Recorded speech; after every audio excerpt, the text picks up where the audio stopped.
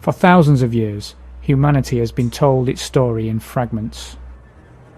Society rises to great heights, and then they fall, collapse to great depths. Knowledge seems to appear and then vanish. In the first episode, we cracked the official story of human origins. We saw that Darwin's smooth ladder doesn't match the evidence, but now the question deepens, because when we move beyond Sumer, something unsettling emerges.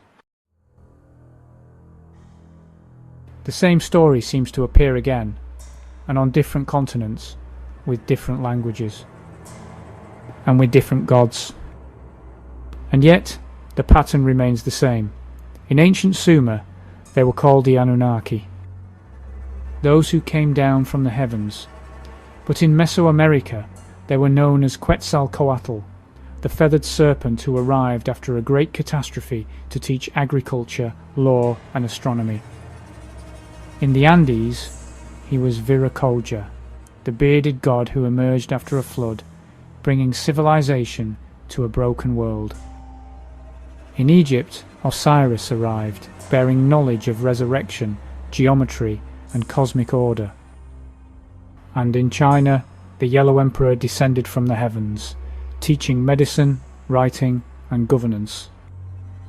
We have different cultures, on different continents, and no contact, according to mainstream history. And yet the same archetype repeats.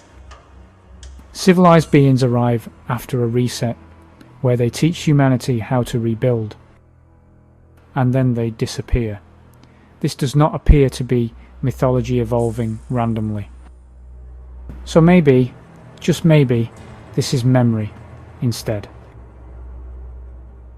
Researchers like Michelle Gibson have gone further, showing how these civilizations align across global grids and ley lines, suggesting not isolated myths, but a coordinated planetary system, that the gods did not rule from chaos, but instead they ruled from structure.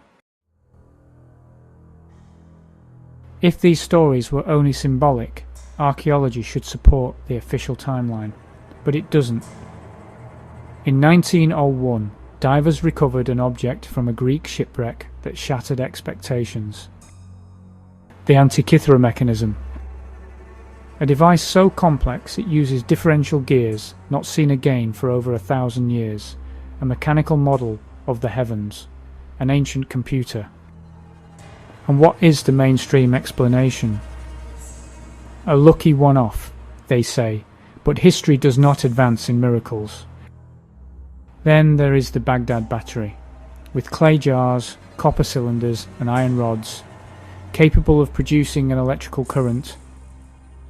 Again, what is the official explanation? Ritual storage.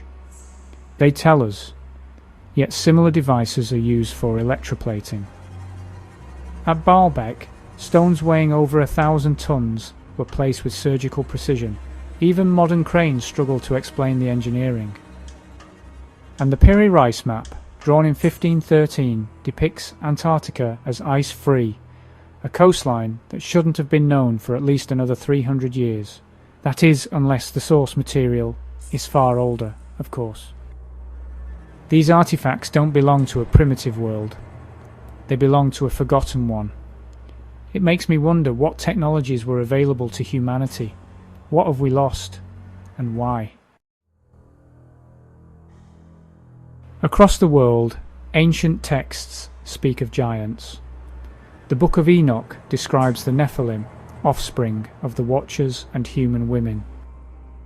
The Bible mentions them, Sumerian texts hint at them, and Greek myths call them titans.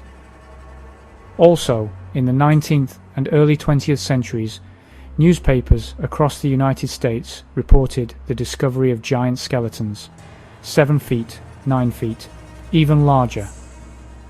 Many of these discoveries were allegedly confiscated by institutions like the Smithsonian, and yet, today, those bones are lost, typically.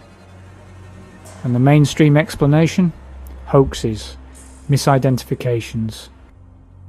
Could it be that myths arise globally from coincidence. I question this. If giants existed, they rewrite our understanding of human biology, genetics, and lineage, and that may be exactly why they were erased. Knowledge doesn't disappear by accident. The Library of Alexandria was destroyed, not once, but repeatedly. The Mayan codices were burned by priests. The Vatican archives remain secret and sealed. Entire chapters of human memory have been removed, and what replaces them? A narrative of insignificance, that we are just an accident, that we evolved by chance, that we have no cosmic history. But let us question this, because cultures do not erase truth unless it threatens power. If advanced knowledge existed before recorded history, if civilizations rose, fell, and were reset, if beings once guided humanity, whether physical, genetic, or symbolic, then the real question isn't, did they exist? The question is, what happened to us, and why do we no longer remember who we were? Episode 3 will take us deeper into the Book of Enoch, the Watchers, genetic intervention, and the uncomfortable parallels between ancient manipulation and modern medical interventions. Because history may not be repeating, it may be continuing, and this time the stakes are far higher.